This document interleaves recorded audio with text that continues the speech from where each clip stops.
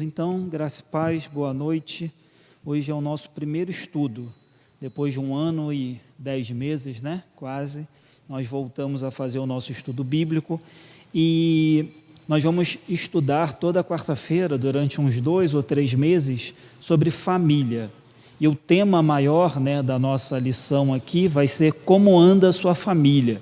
E hoje, especificamente, a gente vai falar sobre a primeira família, que foi a criação de Adão, a criação de Eva e Deus instituindo a primeira família lá em Gênesis. Então abre lá em Gênesis capítulo 2, no início da Bíblia aí, segundo capítulo, vamos ler um trecho um pouquinho longo, mas é o trecho que vai conduzir o nosso estudo de hoje. Então, toda quarta-feira nós vamos estar meditando um pouquinho sobre família. Claro que nem sempre o estudo vai alcançar a todos, porque as composições das famílias são diferentes. Há pessoas que já são viúvas, há outros que ainda são solteiros, que não casaram, mas aí nossa ideia é pensar em família, até para que a gente tenha argumento bíblico, fundamento bíblico, para orientar pessoas na nossa família, vizinhos, irmãos em Cristo Jesus, ainda que a nossa realidade talvez não seja ainda de uma família completa. Eu, por exemplo, ainda não tenho filhos, mas a Bíblia me dá fundamento, para dizer como que deve ser a criação dos filhos, e é isso que a gente vai tentar fazer nesses dias.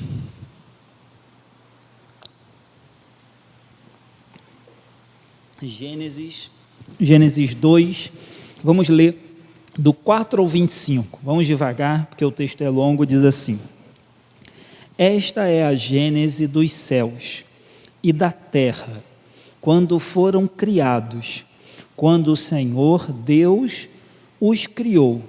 Não havia ainda nenhuma planta do campo na terra, pois ainda nenhuma erva do campo havia brotado, porque o Senhor Deus não fizera chover sobre a terra, e também não havia homem para lavrar o solo, mas uma neblina subia da terra e regava toda a superfície do solo. Então formou o Senhor Deus ao homem do pó da terra, e lhe soprou nas narinas o fôlego de vida, e o homem passou a ser alma vivente. E plantou o Senhor Deus um jardim no Éden, na direção do Oriente, e pôs nele o homem que havia formado. Do solo fez o Senhor Deus brotar toda sorte de árvores agradáveis à vista e boas para alimento, e também a árvore da vida no meio do jardim, e a árvore do conhecimento do bem e do mal. E saía um rio do Éden para regar o jardim, e dali se dividia, repartindo-se em 4 braços. O primeiro chama-se Pison, e é o que rodeia a terra de Havilá, onde há ouro. O ouro dessa terra é bom. Também se encontram lá o obdélio, acho que é isso, e a pedra de ônix. O segundo rio chama-se Gion, e é o que circunda a terra de Cuxi. O nome do terceiro rio é Tigre, e é o que corre pelo oriente da Assíria. E o quarto é Eufrates. Tomou, pois, o Senhor Deus ao homem e o colocou no jardim do Éden para o cultivar e o guardar. E o Senhor Deus lhe deu esta ordem: de toda a árvore do jardim comerás livremente, mas da árvore do conhecimento do bem e do mal não comerás, porque no dia em que delas comeres, certamente morrerás. A formação da mulher. Disse mais o Senhor Deus: não é bom que o homem esteja só, far-lhe-ei uma auxiliadora que lhe seja idônea. Havendo, pois, o Senhor Deus formado da terra todos os animais do campo e todas as árvores dos céus, trouxe-os ao homem para ver como este lhe chamaria. E o nome que o homem desse a todos os seres viventes, esse seria o nome deles. Deu nome o homem a todos os animais domésticos, às aves dos céus e a todos os animais selváticos. Para o homem, todavia, não se achava uma auxiliadora que lhe fosse idônea. Então o Senhor Deus fez cair pesado sono sobre o homem, e este adormeceu. Tomou uma das suas costelas e fechou o lugar com carne. E a costela que o Senhor Deus tomara ao homem, transformou-a numa mulher e lhe a trouxe. E disse o homem: esta, afinal, é osso dos meus ossos e carne da minha carne. Chamar-se-á varoa, porquanto do varão foi tomada. Por isso, deixa o homem pai e mãe e se une à sua mulher, tornando-se os dois uma só carne. Ora, um e outro, o homem e sua mulher, estavam nus e não se envergonharam. Queridos, no dia de hoje, como eu disse, a gente vai meditar em família, um projeto de Deus. O tema maior é como anda a sua família, e hoje a gente vai afirmar, relembrar, testificar que a família é um projeto divino. Parece até uma bobagem falar isso, parece até redundante falar isso, mas os anos avançaram e a sociedade avançou de tal maneira que hoje a gente precisa afirmar que a família é um projeto de Deus, que a família é um propósito divino, que a família é bênção, que Deus criou, que Deus executou a primeira família, que Deus uniu o primeiro homem à primeira mulher.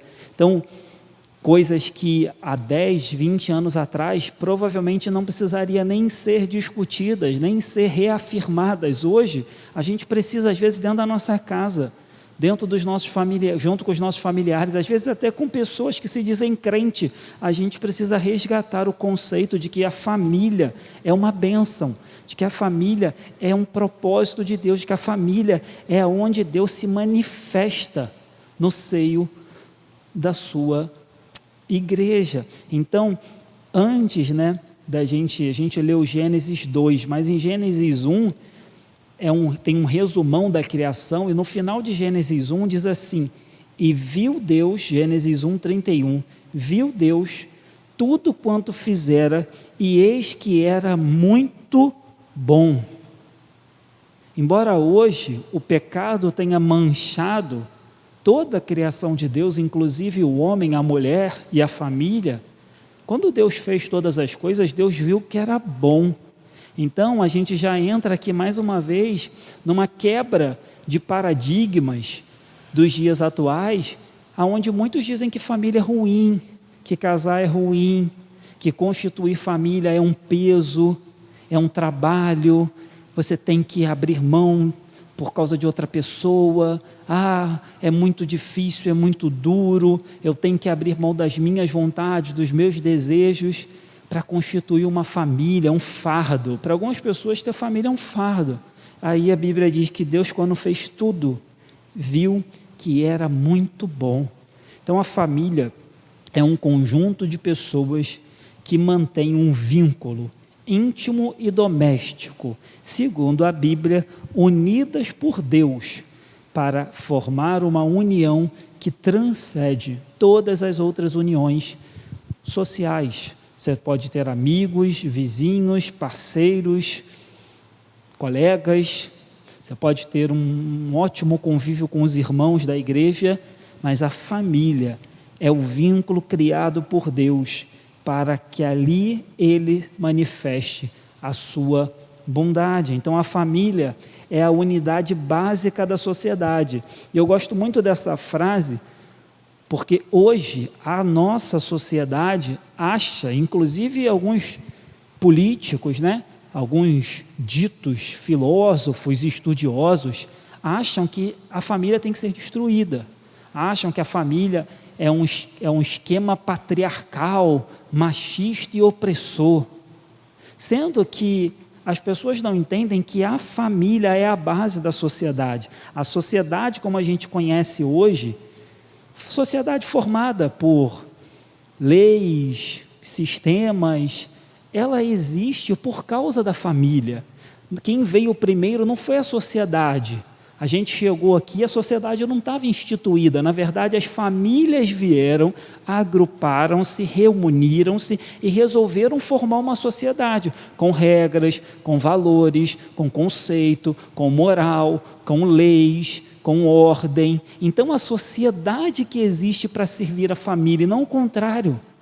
Então, quando alguns ignorantes, incrédulos, loucos, dizem em destruir a família tradicional, eles não sabem que o que eles estão pedindo é destruir a sociedade como um todo, porque é para aí que a gente vai caminhar. A partir do dia em que as famílias forem, é claro que Deus nunca vai permitir isso, mas suponhamos que se um dia realmente o conceito de família fosse destruído, e ele não mais existisse, todos nós cedêssemos, todos os crentes cedessem a essa ideologia, a verdade é que em pouco tempo a sociedade seria destruída, nós viveríamos uma selva, nós viveríamos um caos, porque a família é a base da sociedade, e não a sociedade é a base da família. É a família que dita regras, é a família que conduz, é a família que faz existir o conceito de sociedade. E sem família, não tem por que existir sociedade, certo? Então esse é o primeiro ponto que eu queria destacar. Reafirmar que família sempre foi e sempre vai ser um projeto de Deus. Segundo ponto, a gente percebe que o homem estava solitário e Deus resolveu criar uma companheira para o homem. O texto que a gente leu diz que depois de haver feito todo o mundo, toda a criação, Deus segue na sua criação, prepara o homem do barro, sopra o sopro de vida em suas narinas, e o homem é feito à imagem e semelhança de Deus. E o tempo começa a passar, você vê que Deus chama os animais, manda Adão nomear os animais e percebe-se, é claro que Deus já sabia disso, mas fica mais evidente, Adão percebe isso, fala, eu estou nomeando os animais aqui e todos os animais têm um casal, tem o macho, tem a fêmea, e por que só eu que sou sozinho nessa história? Por que só eu que não tenho ninguém para trabalhar, para estar, para me acompanhar, para me completar? Então Deus havia dado moradia para o homem, porque Deus criou o jardim do Éden, Deus havia dado trabalho, porque Deus disse para ele, cultive a terra, Deus havia dado ordens para ele, dê nome aos animais, comande os animais, mas Deus ainda não havia dado uma ajudadora. Então o texto diz que, versículo 18, disse o Senhor, não é bom que o homem esteja só, far-lhe-ei uma auxiliadora que lhe seja idônea. Então, meu irmão, não foi o homem que reclamou, não foram as circunstâncias, embora as circunstâncias fossem constrangedoras para Adão, não foram as circunstâncias que moveram o coração de Deus a constituir uma família. Deus quis, Deus disse, não é bom que um homem esteja só. É claro que a gente podia aqui, entrar por um conceito mais teológico, mas eu não quero fazer isso, mas assim, Deus sempre foi um Deus de comunhão, Deus sempre foi Pai, Filho e Espírito Santo, Deus sempre viveu em comunhão, Deus nunca foi um Deus isolado. Então quando olha o homem sozinho, a sua imagem e semelhança, a coroa da sua criação, Deus deve ter pensado, enfim, a gente está conjecturando aqui, porque Deus nem precisa pensar, mas Deus deve ter falado, olha, para que minha imagem e minha semelhança seja completa no homem, ele precisa de uma companhia, ele precisa viver com uma companheira, assim como Deus sempre teve a companhia do Pai, e do Filho e do Espírito Santo. Então Deus providencia uma companheira para o homem, que iria completar seus anseios do corpo, da alma, seus anseios físicos, emocionais. Por isso que quando Adão vê a mulher pela primeira vez, parece até que ele está entusiasmado, parece que ele está empolgado. No verso 23 ele diz assim, e disse o homem, esta afinal é osso dos meus ossos e carne da minha carne, chamar-se-á varoa, porquanto do varão foi tomada. Então, você vê que ele está empolgado, ele está animado. Poderia fazer uma brincadeira aqui, dizer, mal sabia ele os problemas que ele ia arrumar, mas foi bênção de Deus. e Adão estava animado. Tem umas teorias meio doidas por aí, que também nem vale a pena citar muito, né? Que dizem que antes de Deus criar Eva, tinha uma outra mulher no jardim. Por isso que Adão disse assim: essa é osso dos meus ossos e carne da minha carne. Porque tinha uma outra mulher, e disse que essa mulher não era muito legal não. Foi uma mulher que Satanás que mandou. É uma teoria doida, mas os irmãos talvez podem ligar aí a internet e se deparar com essa baboseira. Mas voltando para cá, Deus viu que não era bom que o homem estivesse só. É claro que eu não vou entrar nesses pormenores aqui também, mas é claro que, como eu disse, há pessoas que foram chamadas, talvez para não constituir família. Há pessoas, talvez, que vão perder seu cônjuge, seja seu marido ou sua esposa, às vezes, brevemente, e não vão constituir novamente família. Então, o padrão de Deus é que sejamos família, que tenhamos uma família, mas a gente deve guardar também aqui as exceções.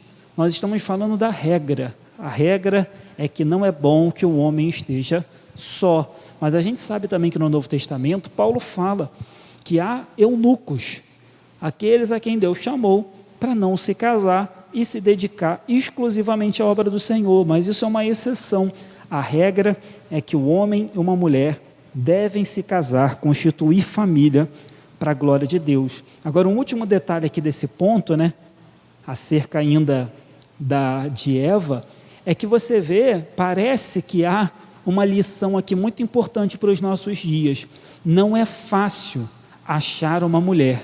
Eu poderia dizer o contrário também, não é fácil achar um homem. Por quê?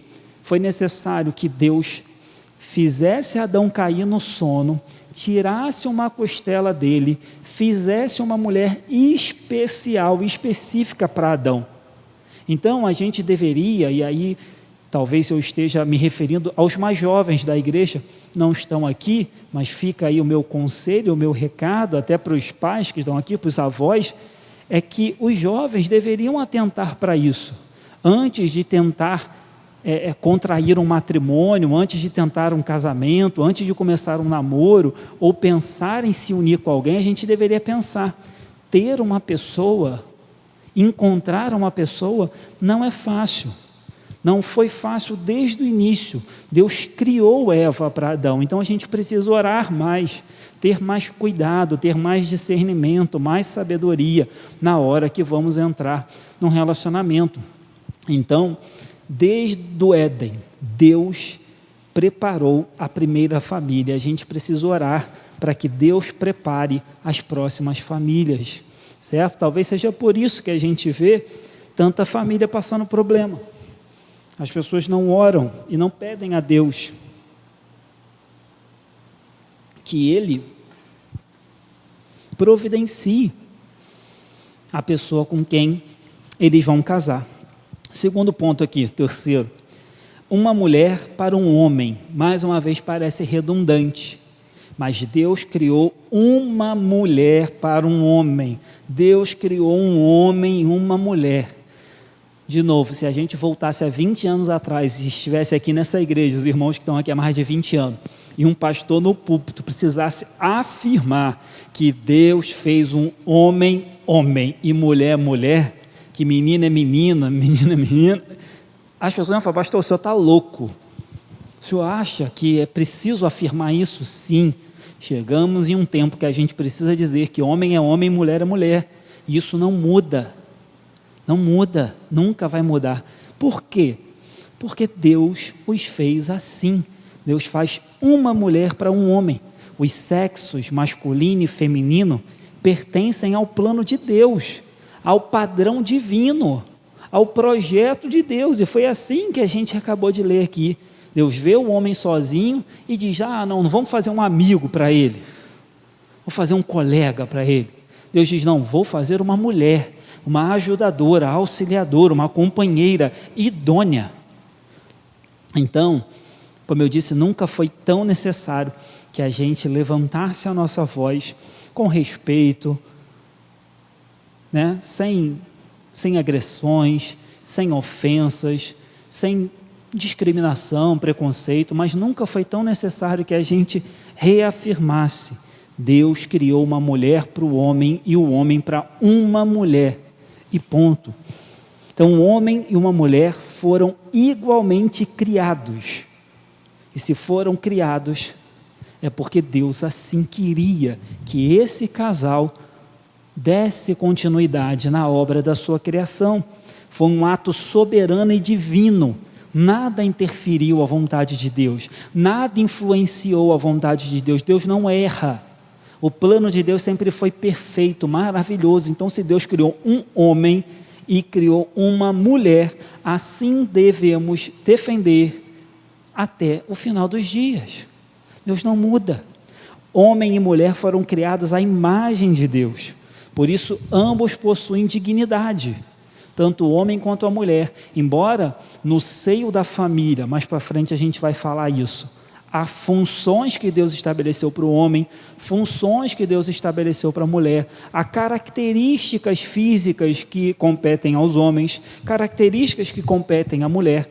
A dignidade, a imagem e semelhança está nos dois. Por isso é necessário que a gente honre, respeite tanto o homem quanto a mulher. Por isso é necessário que numa família, embora o homem seja assim o cabeça do lar, o chefe da sua casa, o sacerdote da sua casa, a mulher seja amada e respeitada como alguém também que carrega a imagem e semelhança de Deus, alguém que carrega dignidade, porque foi feita pelo Criador. Ele escolheu fazer a mulher e lhe deu, o privilégio de ela carregar no seu ventre as outras gerações. Então, homem e mulher foram criados, homem e mulher foram criados à imagem de Deus, por isso os dois têm dignidade, e homem e mulher são diferentes porque Deus quis.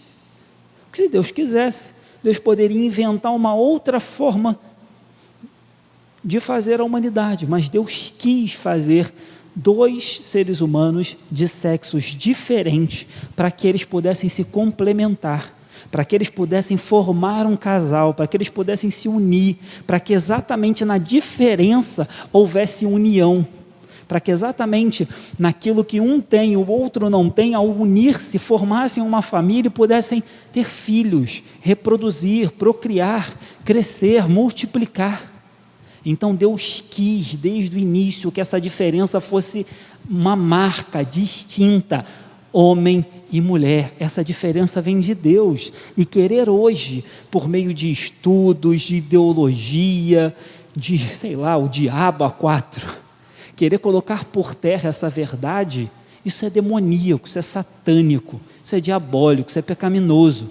Querer dizer que essas diferenças não existem, não existe, a criança cresce como bem entender, e lá no futuro ela vai decidir o que ela quer ser. Isso é abominável, As diferenças são naturais, biológicas, divinas, porque Deus quis assim criar um homem para uma mulher para um homem. Então, diante de tudo que eu disse, é claro que um casamento é heterossexual. É claro que um casamento somente entre duas pessoas de sexos diferentes podem cumprir a vontade divina. É claro que somente uma união entre um homem e uma mulher pode ser considerado um casamento bíblico. E aí, de novo, não vou entrar aqui em pormenores. O Estado deve promover aos que se unem de forma homoafetiva, os direitos. Eles devem ter seus direitos resguardados, mas chamar de casamento bíblico, chamar de família, não dá, meus irmãos, porque a Bíblia me diz que família é homem e mulher. Vejamos o que diz a palavra de Deus, está lá, acabamos de ler. Por isso, deixa o homem, pai e mãe, e se une à sua mulher, tornando-se os dois uma só carne. Repito, Deus os fez diferente de propósito. Deus os fez diferente porque quis. Deus os fez diferente para que quando eles se unissem, pudessem realizar o plano de Deus, de completar um ao outro e multiplicar-se em família. Deus quis que homem e homem não reproduzissem. Deus quis, Deus não nos deu ao homem um aparelho reprodutor.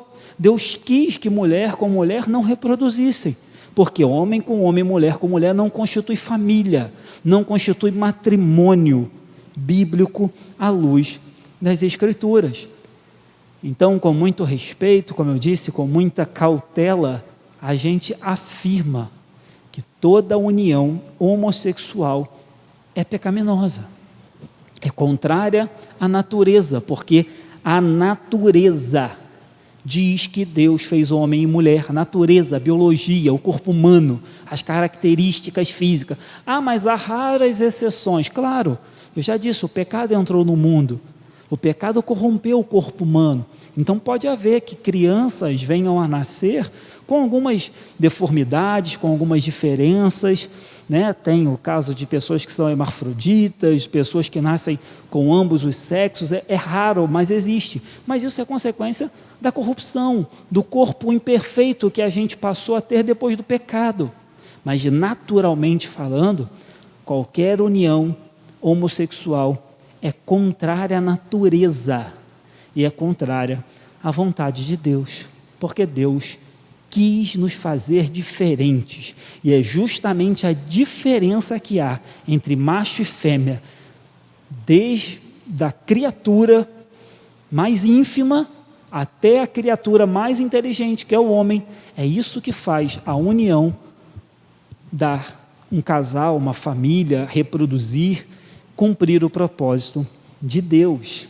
Então, o casamento é heterossexual.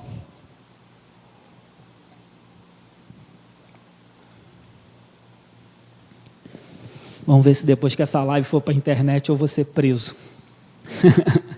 Outra coisa, o casamento é monogâmico.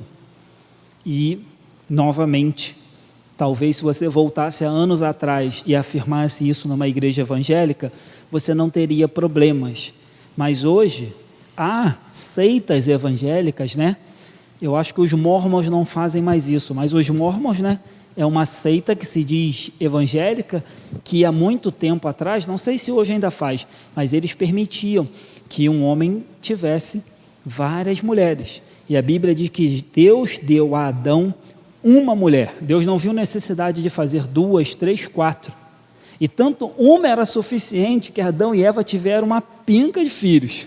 Uma era suficiente. Adão viveu 900 anos, Eva também. Foi suficiente para povoar ali a primeira geração. Aí alguém poderia perguntar, pastor, mas no Antigo Testamento nós temos exemplos de homens de Deus que tiveram mais de uma mulher. Sim, mas você nunca vai ver Deus aprovando, você nunca vai ver a lei de Deus testificando, você nunca vai ver os 10 mandamentos ou nas outras leis, Deus permitindo, autorizando isso. Mas pelo pecado do homem, o homem foi tendo mais de uma mulher e digamos que momentaneamente Deus tolerou aquele pecado, mas sempre foi pecado, tá? Sempre foi. Então, um casamento é uma ordem divina entre um homem e uma mulher e só. O casamento é um laço exclusivo e permanente. De novo, não vou entrar aqui. Há exceções? Há. O próprio Jesus nos deu algumas exceções, se não me engano, só 2, aonde é possível o divórcio. Mas, no plano de Deus, a regra é que o casamento é exclusivo entre um homem e uma mulher e é permanente até que a morte os separe ou que Jesus venha nos buscar, guardando as exceções, certo?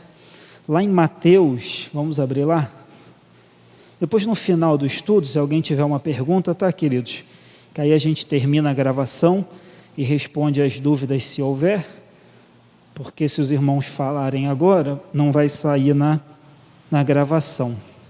Mateus 19, 4 e 5. É exatamente o texto que fala do divórcio, mas vamos ler o 4 e o 5 só como uma referência de Jesus sobre a criação da primeira família.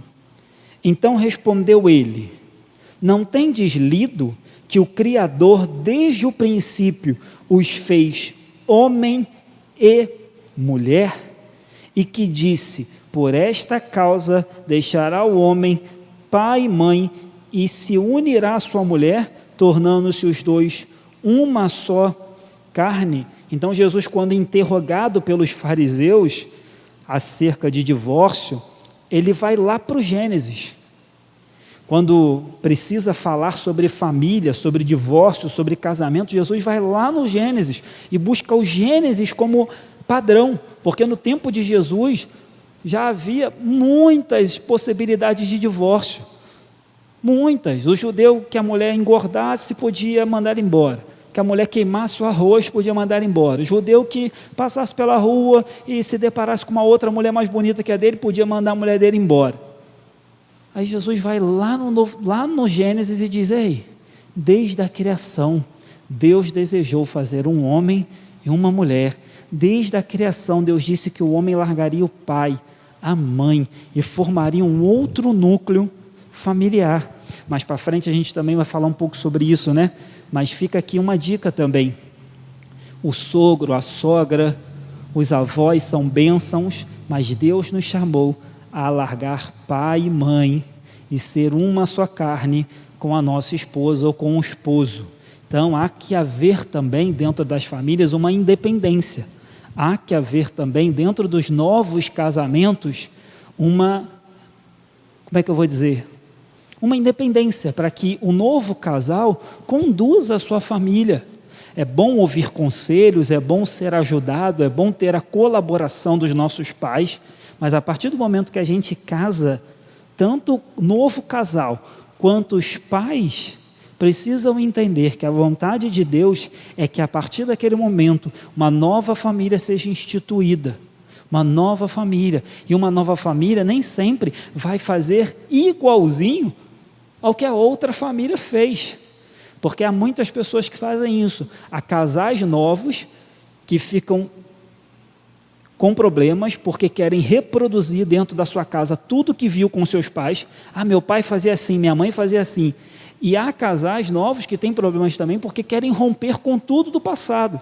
Então a gente tem que buscar equilíbrio, para não tentar imitar na nossa casa tudo aquilo que os nossos pais faziam, porque nem tudo que eles faziam é certo, e aquela família é uma nova família, então nem toda família tem que repetir as mesmas coisas, as mesmas vontades, mas também a gente não deve romper com tudo, porque se conseguimos identificar nos nossos pais, nas famílias antigas, coisas boas, de valor, que os fizeram às vezes ter 50, 60 anos de casado, talvez haja ali coisas boas que a gente deve colher. Por que hoje os casamentos acabam tão rápido e antigamente não acabava? Talvez porque a gente tem algumas coisas para aprender com as gerações anteriores, mas a família é nova. Deixará pai e mãe e unir-se-á a sua mulher. E a união é tão grande que Deus diz: serão uma só carne. Esse é o plano de Deus. Então toda relação que foge a esse padrão, toda relação, seja ela uma relação antes do casamento, seja ela uma relação extraconjugal, seja ela uma relação homossexual, não importa, toda relação que foge desse padrão, ela é antibíblica, ela é pecaminosa, não importa, certo? Isso vale para todos, é algo que eu tenho dito aqui na igreja, né? Às vezes as pessoas acham que as regrinhas de namoro só valem para os adolescentes, mas as regras de namoro, as regras de casamento, as regras de união valem para todos, quer você tenha 17, quer você tenha 40, quer você tenha 60 e ficou viúvo e quer casar de novo, a regra vale para todo mundo. Tudo que foge dessa regra aqui é pecado, não importa a idade que se tenha. Já falei isso aqui, eu ouvi isso há muito tempo atrás, muito tempo mesmo, muitos anos atrás. Uma pessoa que diz: mas como pode? Uma pessoa com 40, 50 anos, você quer que volte a ter um relacionamento como adolescentes têm? Falei: não sou eu que quero não, é a Bíblia que quer, e é assim mesmo. E a pessoa diz: mas isso é muito difícil. Falei: reclama com Deus, reclama com Ele, foi Ele que botou as regras. Mas como uma pessoa vivida, que já teve experiências sexuais, vai voltar a viver como adolescente? Se casa então, se casa. Você não consegue viver abrasado, não é isso que Paulo disse? Está vivendo abrasado, casa. mas não vem querer mudar a Bíblia. Qualquer relacionamento que foge desse padrão, ele é pecaminoso. E aí, cada um prestará contas de si. O que a Bíblia diz. Quarto ponto, um homem e uma mulher juntos. Eu adiantei um pouco esse ponto, mas o que eu quero dizer aqui é que a família começa aqui. Aqui começa uma família. Temos os nossos laços familiares, meus pais, minhas avós, Ilana tem as dela, mas aqui, quando Deus separa homem e mulher e os junta, aqui começa uma nova família. Aqui Deus começa a formar mais um meio pelo qual Ele deseja que a glória dEle seja revelada ao mundo, por meio de famílias que se amam, que se perdoam, aonde a glória de Deus é revelada, aonde a mulher se submete ao marido biblicamente, o marido ama a esposa como Cristo amou a sua igreja. Aqui Deus começa a desenvolver o seu propósito de abençoar todas as famílias da terra. E aí, 3 rápidos propósitos aqui para a família, né? Além da glória de Deus. O companheirismo. Deus viu que o homem estava só e viu que não era bom. Deus era um Deus de companhia. Deus tinha o Filho e o Espírito Santo. Então Deus viu que o homem não foi feito para viver sozinho. Então, na família, a solidão dá lugar à união. Na família, a solidão deve dar lugar à comunhão. Na família, o pecado encontra perdão, misericórdia, graça. Na família, as aflições encontram socorro, refresco. Então, a família é o lugar onde Deus age, onde Deus trabalha. E o que Deus deseja das famílias é que elas sejam companheiras. Serão os dois uma só carne. Falei lá no início, o casamento entre homem e mulher é a mais profunda forma de relacionamento entre dois seres humanos. Não há relação, embora às vezes haja também uma inversão de valores quando a gente tem os nossos filhos e os pais, as mães começam às vezes a valorizar mais os filhos, depois os netos do que o casamento. A maior expressão de relacionamento está no casamento. Os filhos são bênçãos, os netos são bênçãos dobrada, mas Deus nos uniu e nos fez uma só carne com o seu cônjuge. Às vezes as pessoas, depois dos filhos ou depois dos netos, invertem, jogam os filhos e os netos para cima. Há até quem fale, não, eu sei porque na minha família já ouvi muito isso, família é filho, porque filho é sangue, mulher não tem sangue. Meu irmão, isso não é bíblico. Ouvir um ímpio falar isso, tudo bem, mas ouvir um crente afirmar isso, isso é uma loucura, isso é uma heresia, porque o companheirismo começa entre homem e mulher. O casamento é a mais profunda forma de relacionamento entre dois seres humanos. Segundo aqui, o propósito de Deus para a família também é procriação. E aí, irmãos, calmem, eu chego lá. Mas sim, há também hoje uma ideologia muito perversa, de que os filhos são fardo, de que os casais não devem ter filhos, de que os casais não devem ter crianças, de que os casais não devem sonhar, ter filhos. Isso é diabólico também, queridos. É diabólico porque é antibíblico, tudo que é antibíblico é diabólico. Então, a multiplicação da raça humana, a multiplicação da família, o crescimento da família, é propósito de Deus. Talvez Deus tenha chamado você para ter um. Bom, talvez Deus tenha chamado o irmão para ter 3, 5, 6, não importa. Eu entendo também que há chamados e chamados, há famílias e famílias. Mas crescer, ter filhos, ver a nossa família se multiplicar é bênção, não é fardo. E, de novo, devagarzinho, isso tem entrado nos nossos corações, no coração de todo mundo. De todo mundo.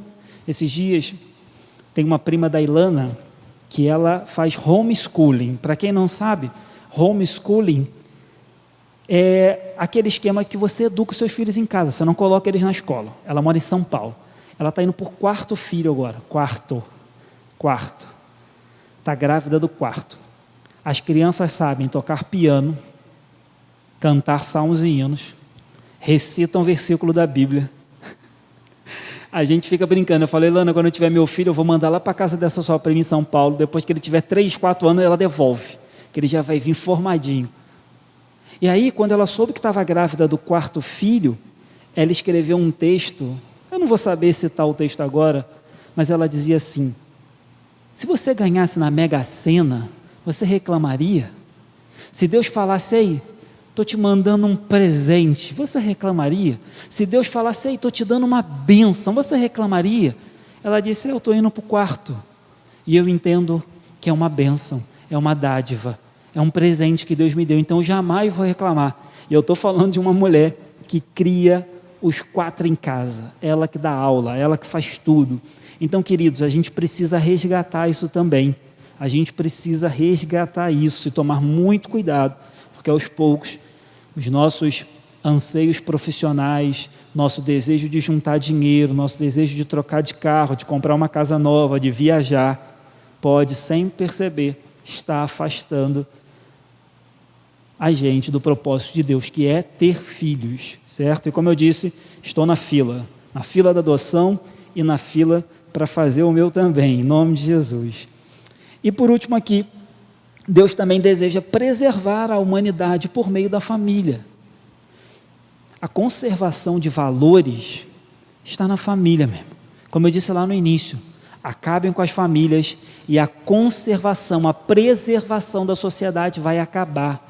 Acabe com as famílias e valores espirituais, porque embora nem todos sejam cristãos, nem todos sejam crentes, em toda família há um valor espiritual ali inserido. Embora meu pai não tinha sido crente, minha mãe também não era, havia valores espirituais naquela família, havia um temor, havia um tremor, havia uma noção entre certo e errado, havia valores éticos, morais, culturais, ensinamentos, tradição. E isso tudo foi sendo passado para mim, para o meu irmão e para as outras gerações. Então a família é ela que preserva, é ela que carrega, é ela que passa, é ela que ensina, é ela que bota para frente valores morais, éticos, espirituais, culturais, a noção de certo e errado, a noção de bom e mal. E se a gente acaba com a família, pode ter certeza, a preservação, a conservação do mundo está a um passo de acabar. Então, apesar de imperfeitas, porque as famílias são imperfeitas, ela é e sempre será a base da sociedade. Ela é o meio pelo qual Deus deseja glorificar o nome dEle no meio do ser humano. Então, é certo, como eu disse, que a gente não pode exigir isso de ímpios, de incrédulos. A gente não pode, mas de uma família crente, de crentes, dos nossos filhos, dos nossos netos, daqueles que estão à nossa volta, não só é recomendável, como é uma obrigação nossa defender isso aqui. Família, projeto de Deus, entre homem e mulher, heterossexual, monogâmico, para ter filhos, para glorificar a Deus, para que marido honre mulher, mulher honre marido, ambos com dignidade. A gente precisa resgatar isso, principalmente no seio da igreja, porque dos ímpios, repito, a gente não pode esperar nada. A cada dia fica mais difícil, meus irmãos, encontrar famílias saudáveis e criar famílias saudáveis no mundo que a gente está vivendo. O mundo está desmoronando, mas Deus não cometeu erro, nunca cometeu. Deus projetou a família, e se Deus projetou, Ele sabe que mesmo imperfeitos, mesmo com os nossos defeitos, com as nossas falhas, é possível criarmos família, constituirmos família para a glória do nome de Deus. É possível, mesmo imperfeitos, sermos bons pais, mesmo imperfeitos, boas mães, bons filhos, que honrem a Deus na sua casa, que representem, ainda que muito imperfeitamente, A gente tem que representar Jesus Cristo na nossa casa, a gente tem que transparecer Jesus na nossa casa, ainda que com muitas falhas, com muitos defeitos, com muitos escorregões. A gente tem que tentar a cada dia fazer com que a nossa casa seja cheia da glória de Deus. E Deus não faz isso mandando um anjo. Deus faz isso nos levantando, nos enchendo do Espírito Santo e fazendo com que sejamos pessoas melhores dentro da nossa família, certo? Não adianta de nada ser um bom crente na igreja se dentro da sua família você não reproduz isso. Isso é hipocrisia, certo? Os cristãos precisam fugir dos conceitos mundanos de família e se esforçar para fazer valer a vontade de Deus na nossa família. O que as pessoas fazem na casa delas não nos importa. Continuaremos a pregar o Evangelho para que o pecador ouça e se arrependa. Mas o que fazemos na nossa casa, a gente tem que fazer valer a vontade de Deus, que está revelada na palavra dEle. Deus tem propósitos claros para as suas famílias. Deus tem a vontade dEle clara para as suas famílias. Então não há nada, nem instituição, nem ideologia, governo, educação, cartilha, livro, não há lei, imposição que nos faça voltar atrás da vontade de Deus para a família. O comportamento, o caráter, a moral, os costumes, digamos que tudo que envolve a formação de um ser humano é construído por Deus no seio da família. A gente precisa atentar para isso. As próximas gerações estão aí. E a gente precisa, dentro da nossa casa, pedir muita sabedoria, muita unção, muita graça, muita misericórdia, para que Deus construa dentro das nossas casas a nova geração para a glória de Deus, rejeitando todo e qualquer conceito mundano e sustentando, defendendo que a família, um projeto de Deus, prevalecerá, independente de qualquer coisa. Deus é bom. Deus começou e Deus vai terminar a obra. Se Deus uniu, o homem não separa. Se Deus começou a formar, Ele vai terminar. Se Deus nos deu capacidade, disse que estaria conosco todos os dias, a gente pode confiar que Ele vai nos conduzir até lá. Amém, queridos? Que Deus abençoe, que Deus nos dê graça até o próximo estudo. Amém?